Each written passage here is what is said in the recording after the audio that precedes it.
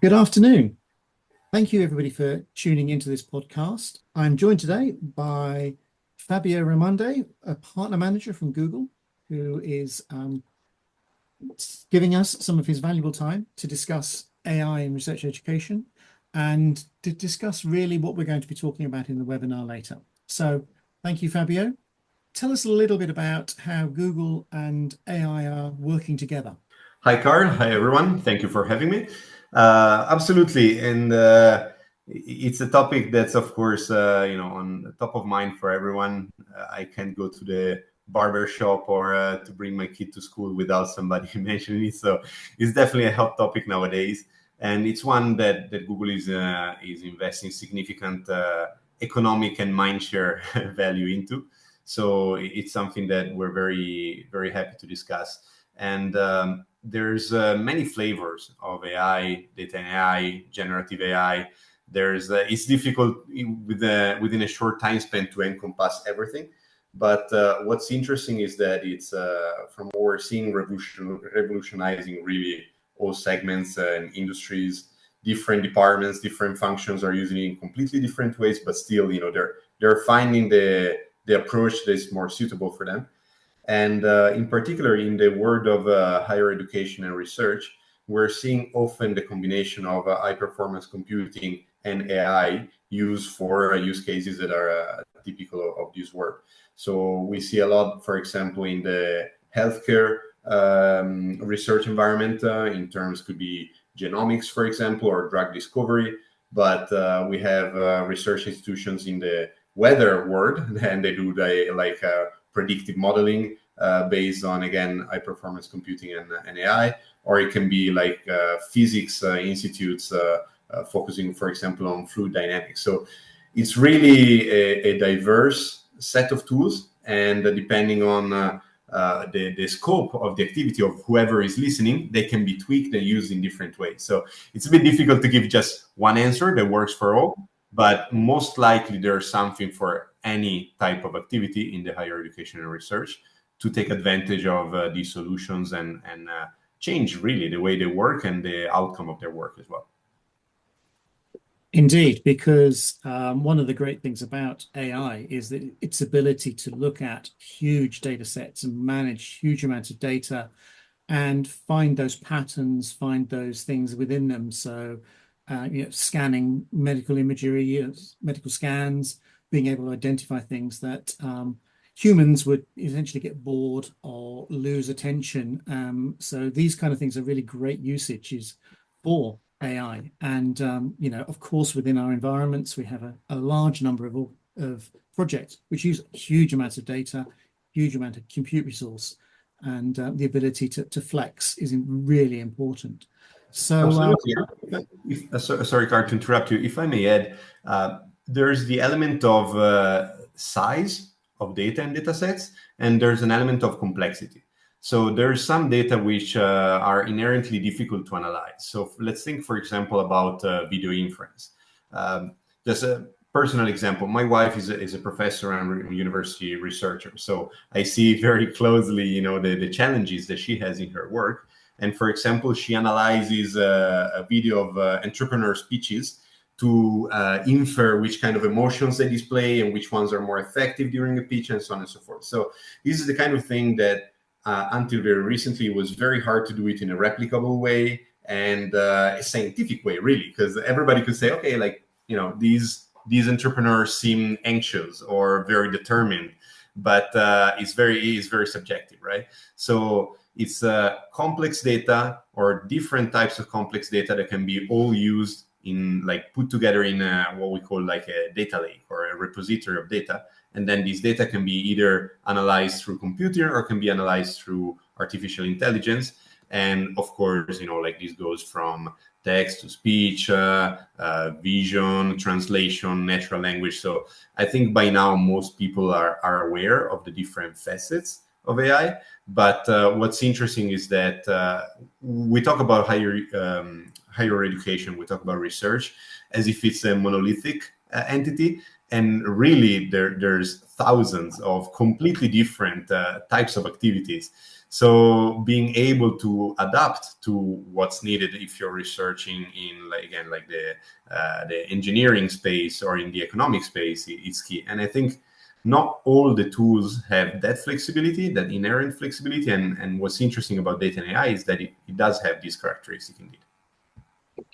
Absolutely. And of course, Google is a major user of AI type activities internally, in terms of search, in terms of everything else, because the material, the data you're looking at is unpredictable and very much unstructured.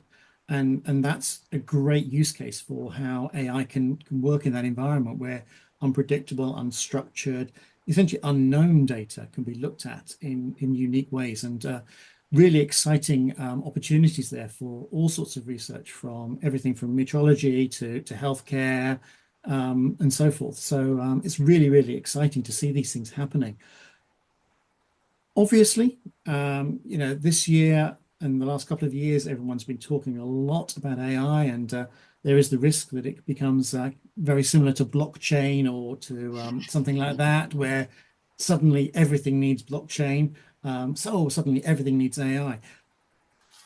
How are you seeing the way that Google structures its work, and also with partners like Sparkle, of course, um, to avoid falling into that trap of being, oh, you're just the next blockchain, oh, you're just the next Bitcoin, um, in terms of people understanding how to use AI and so forth? Yeah, absolutely. And there is a risk of hype, with every exciting new technology. It is exciting for a reason. So it touches a underlying need. It's hype doesn't happen by chance or by mistake or just through marketing push. At the same time, there is a risk of putting it everywhere, also where it doesn't belong. And I think it's a different situation compared to blockchain, because blockchain was a technological solution that's very powerful and suitable for some specific use cases, but not for most. And instead, the beauty of AI is that while, yeah, there are some things that we used to do without AI and that can still be done without AI, but many of the things are actually fairly horizontal. So they can be done in many types of activities that we do daily. You mentioned a moment ago a failure on my side. I didn't mention proactively the word of search. And of course, Google comes with a pedigree of search. But if we think about search, not publicly, but search within a corpus of information that any researcher might have access to, it might be their own information, might be their institute information, or like public data sets, which, by the way, Google makes available to take advantage of information maybe a researcher doesn't have in-house, so to speak. What's interesting is that like the capability of making connections between the information that's, so not data, just could be language, photos, and so on, that's within this corpus of information, is fairly transversal. And then if we think about sentiment analysis or translation or extraction of an entity or enrichment of data. So I don't know, I'm making it up, but if I have a data set where I have cities and then countries, I want to say, okay, for each city, give me the country in a different part of the data set. So something pretty straightforward. That's not like a big mental leap, but still is time consuming.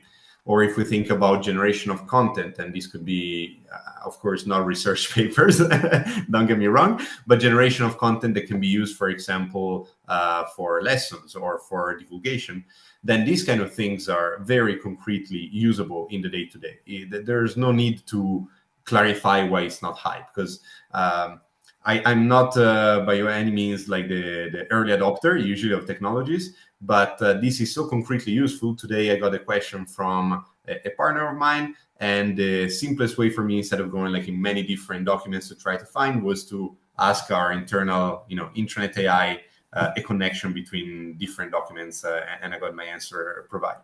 Then you can turn a skeptic into a believer very quickly with something like this. It just simply works if it's done in the proper way. And that's, of course, why we rely on partners like Telecom Italia Sparkle, with whom we're doing the webinar this week, that with whom we've been working plenty of times for the OCRE framework in the past years. So it has to be done the right way, but the hype is very easily defeated once you show the concrete value in a person's day-to-day life. Totally, I agree. It's very much a very powerful tool as long as it's used in the right ways for the right problems. And I know I was at a conference last year talking about AI within marketing, which is my speciality field. And certainly much of it was artificial, but not a lot of it was intelligent. And I think that is a case of simply people just jumping on bandwagons. And I know that Google and certainly the research education community are not jumping on these bandwagons. They're seeing the opportunities here. So I think we're going to have a massively exciting webinar this week. I thank you so much for your time, Fabio, to introduce it. And I'm really looking forward to the session. And I hope we get a lot of people coming along and looking at AI in a slightly different light. And thank you so much. Thank you, Car. Looking forward as well. Talk soon. Brilliant. Thank you very much.